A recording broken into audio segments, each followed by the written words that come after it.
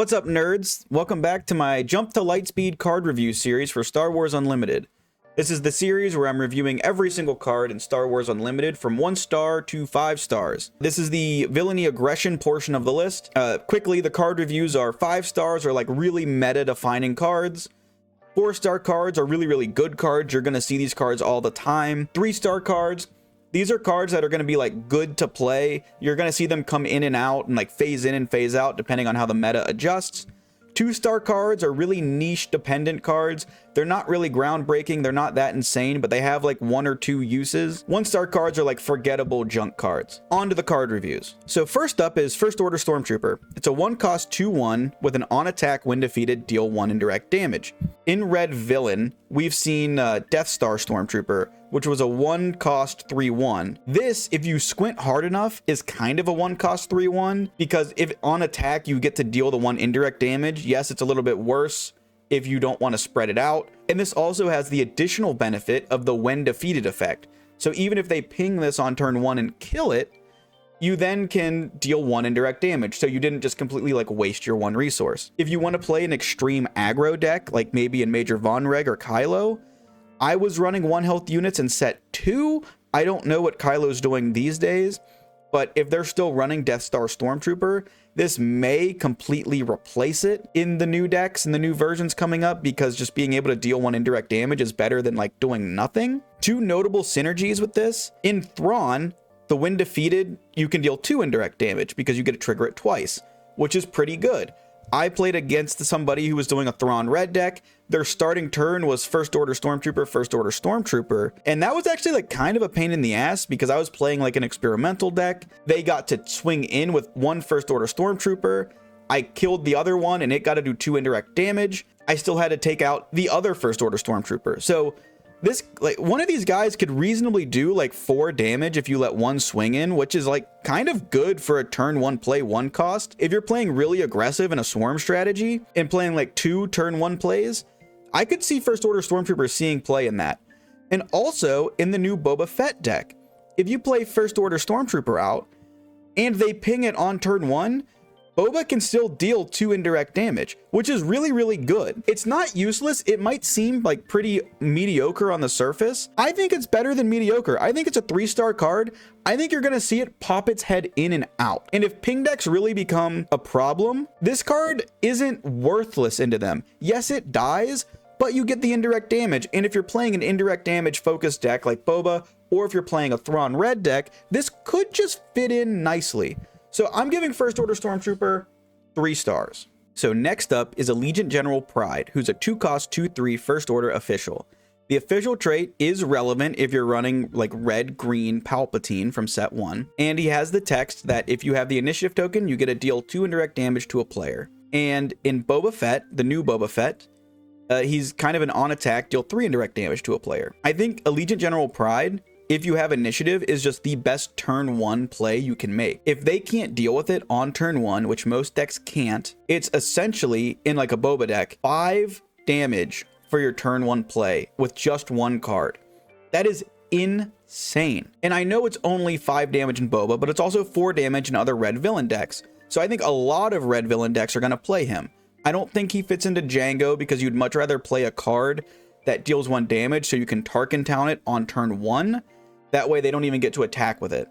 So I don't know if he sees play in Django, but I do think he sees play in every other non-Tarkin Town red villain deck. And if he just stopped there, I think he would be like a 3-star card because he's kind of just okay if you don't have initiative, and he's insane if you do. So he's kind of like a feast or famine card. However, he also has the text, when indirect damage is dealt to a unit while he's out, you may defeat a non-unique upgrade on it. So you can defeat things like experience tokens.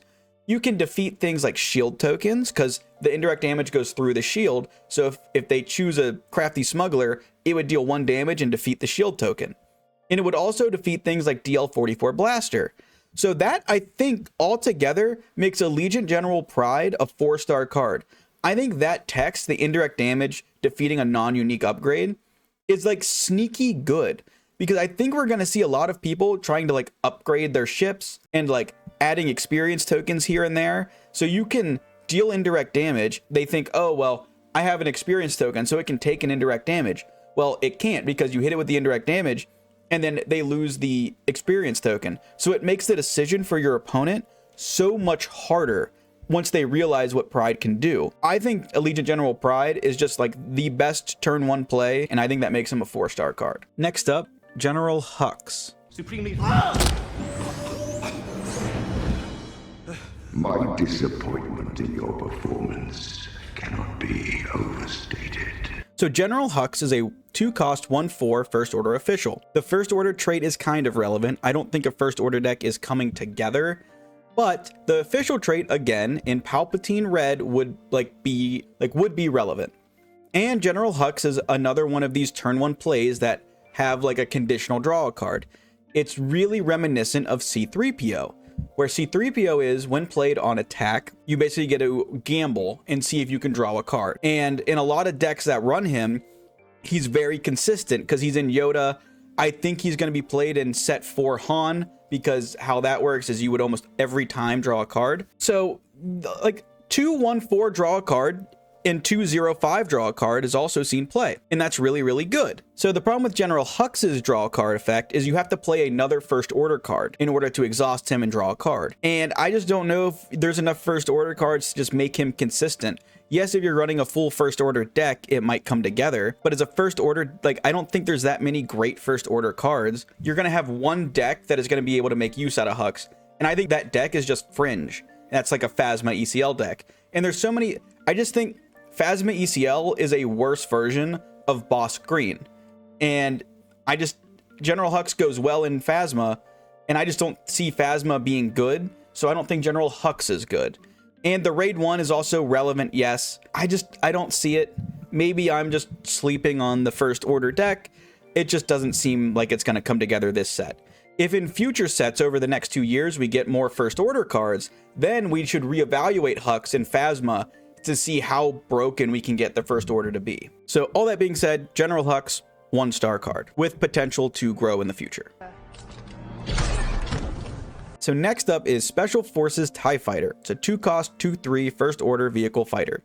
So it has okay traits, and it has a when played ability. If an opponent controls more space units than you, you get to ready the unit.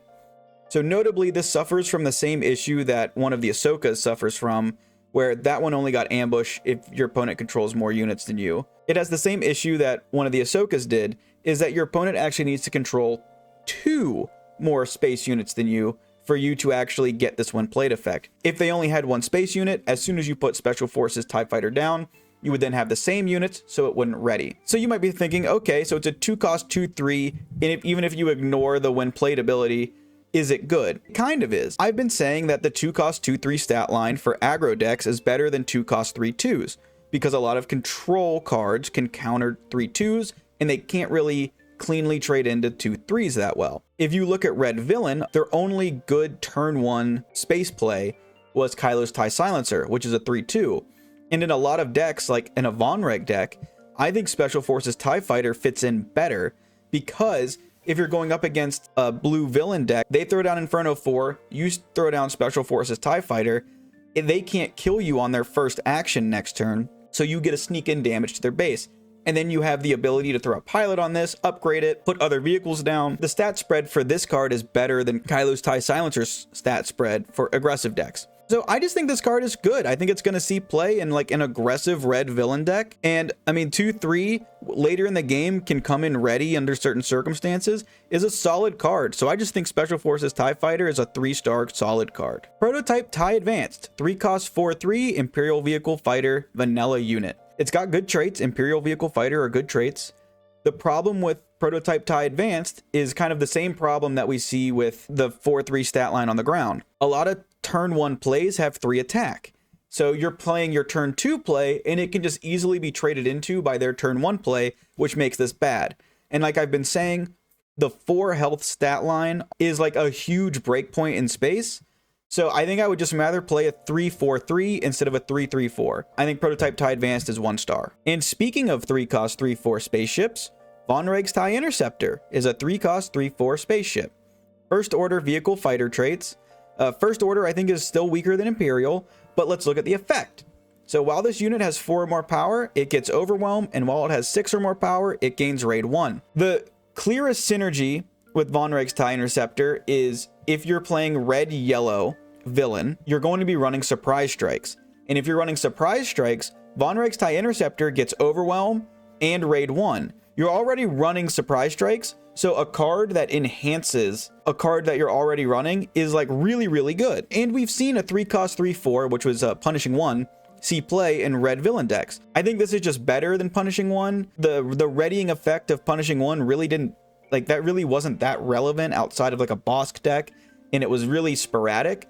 Vonreg's TIE Interceptor with a pilot with Surprise Strike is just extremely good. And again, I think this card, even outside of Yellow Villain, sees play, and in Yellow Villain, it's absolutely nuts. I think Vonreg's TIE Interceptor is a 4-star card. Next up is Decimator of Dissidents. It's a 4-cost 3/5 Imperial Vehicle Transport.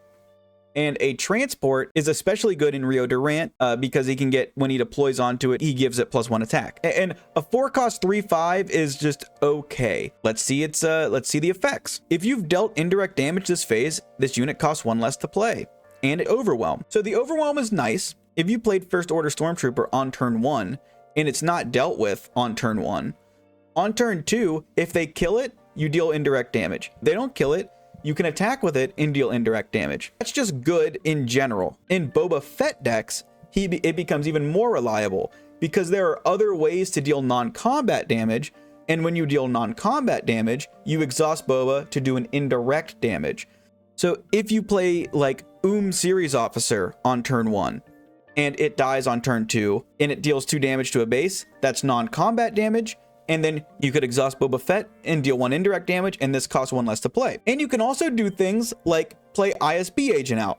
Deal 1 damage, exhaust Boba to deal the indirect damage.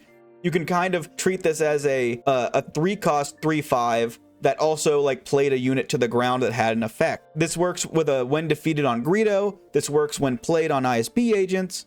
I think this card is a solid 3-star card, because it's really, really good in Boba, and it's only kind of good in like other decks. I think this is pretty much only run in Boba, but in Boba, this is consistently a 3-cost 3/5 card on turn 2. It can also just be like a 4-cost 3/5 and get an ISB Agent if you play ISB Agent before this card. I think Decimator of Dissidents is a 3-star card. So Dengar is a 4-cost 5/4 Underworld Bounty Hunter pilot. We've seen this stat spread in the past with Saw Gerrera, but Saw didn't see any play because double red decks really didn't see any play. So we don't really have like a hold on is 5/4 stats for 4 that good. We have a couple other cards this set that are 5/4 for 4 that have like good effects. So let's look at his piloting ability to see if it makes up for it. So his piloting just gives the unit that it's attached to an on-attack ability of dealing 2 indirect damage or 3 indirect damage if it's Underworld. You're only going to want to run Dengar in an indirect damage deck, so it means that you're only going to probably run it in the new Boba deck. If that's the case, you should read it as on attack, deal 3 indirect damage, and if it's Underworld, on attack, deal 4 indirect damage. And I just don't know if this card makes the cut. A lot of times these pilots, I would rather have a 3-cost piloting effect instead of that's better than a 2-cost piloting effect that's worse. Because on turn 1, you can't spend 2 resources to play a pilot. I would just rather have a stronger effect to play a pilot on turn 2. I think we have other better pilots that I would want to run. Dengar's the 60th best card in the deck. So I think he's a 2-star card. I think he might start, like, you might see him as like a 1 of here and there in these Boba decks. And he's a really good like budget option in Boba decks. So if you don't have the money and you're trying to run like a cheap indirect damage deck, I think he fits in. I think he's nice, but I don't think he's like a card that I'm like happy to be putting in to my deck. So I think Dengar is like a 2-star card. Next up is IG-2000. So it's a 4-cost 3/4 Underworld Vehicle Transport, so decent traits. It has Overwhelm and a really cool when played ability of deal 1 damage to each of up to 3 units. So in set 4 Boba, if your opponent doesn't have any units on the board, when you play this, you can have IG-2000 damage itself, and that's still dealing non-combat damage. So then you could still do Boba's indirect damage trigger if you want to. I see this seeing like some play in Boba, but I'm not even going to focus on Boba for this rating. IG-2000 is one of 2 extremely busted cards we're getting this set for Django. We haven't seen this happen much yet, but in set 4, we're seeing a couple cards that allow, on Django's flip turn, to basically exhaust the entire enemy board. Because what happens is, if you flip Django and then you play IG-2000, you damage up to 3 of the enemy units. Every unit that you've damaged can get exhausted since Django is flipped, and you just exhaust the enemy board and just punch them in the face. And if you triple Dark Raid IG-2000 out, play it, you can exhaust a board, it comes back to hand, and you're ready to exhaust a board again on the next turn. We're seeing like Geonosis Patrol Fighters being run in Django currently. I think instead of Geonosis Patrol Fighter, I think it gets directly replaced with IG-2000, and I think this makes Django so much more of a menace, because currently the counterplay is if you have multiple units out, it's harder for Django to start like exhausting everything, so you can still deal with him if you have a wide board. This card can just spiral out of control. This is just a complete board exhaust, and now you're behind like a whole turn. This card can just blow you out of the water. I think just that alone, allowing Django to easily, on his flip turn, without any kind of setup, exhaust the entire enemy board is busted, and I think that instantly makes this a 5-star card. But I do think it also will see play in Boba. A lot of people, when they're reviewing this card, they just tunnel vision directly on Django. It's amazing in Django, it's going in Django, but I just want to also point out that Boba kind of likes this card as well. IG-2000, 5-star card. So IG-88 is a 5-cost 4/5, and it has the text, while an enemy unit is damaged, this unit gets +3/+0. And IG-88 also has a piloting ability, so 2-cost, +0/+3, while an enemy unit is damaged, this unit gets +3/+0. As a pilot, if there's no enemy units damaged, then IG-88 is kind of just like a 2-resource Resilient, and Resilient doesn't even see any play. I don't think you really want to be playing IG-88 as a pilot. Yes, in like a Boba indirect damage deck, he could be like, as a pilot, he's okay. How I think IG-88 might sneak through the cracks is his unit text. So while an enemy unit is damaged, this unit gets +3/+0. In set 1, we saw Steadfast Battalion see play, because a lot of 5-resource leader units have 7 health. So if you set up the board so that your opponent has a damaged unit, IG-88 becomes like an ECL assassin for leaders on the ground. That is a really niche use. So this is one of the easier ways that a red-green villain ECL deck could kill a 7 health leader. If we see a red-green villain ECL deck, I think IG-88, there's a chance that IG-88 sneaks in as like a 1 or 2 of, just to assassinate 7 health 5-resource leaders. IG-88 has like a niche, really powerful use. He's gonna come and go. He's a 3-star card if that deck exists. If that deck doesn't exist, he's like a 2-star card. But I think there's gonna be a red villain ECL deck that appears out of nowhere, and I think there's a chance IG-88 gets run in it. IG-88, 3-star card. Darth Vader unit, 6-cost 7/7, Force Imperial Sith pilot. And he has a piloting ability, 3-cost, your attached unit gains on attack, deal 1 damage to a unit, and if it's defeated, you may deal 1 damage to a unit or base. So he kind of has the set 1 Darth Vader's leader power in a way, which is like just okay. You know, it doesn't cost 1 or anything after it's already attached. It's just like the on attack ability is just okay. The +3/+3 stats might be relevant. You can play this on like an early vehicle to counteract Chewbacca upgrade or like a leader flip early on. So he has a use in that instance. As a unit, he would need to be like ECL'd in or ambushed in. We already see Kylo has kind of more stats because he can target himself. So he can be an 8/7 ambush for 6, where Darth Vader is a 7/7 ambush for 6. And as a pilot, I think there just might be better things to do than running like this upgrade in your deck, because it's kind of slow. If you play him and then they somehow like bounce your unit back or defeat your unit, you've 2-for-1'd yourself. The on attack ability is just okay. I don't see it. I think Darth Vader's 1-star card. And the next card is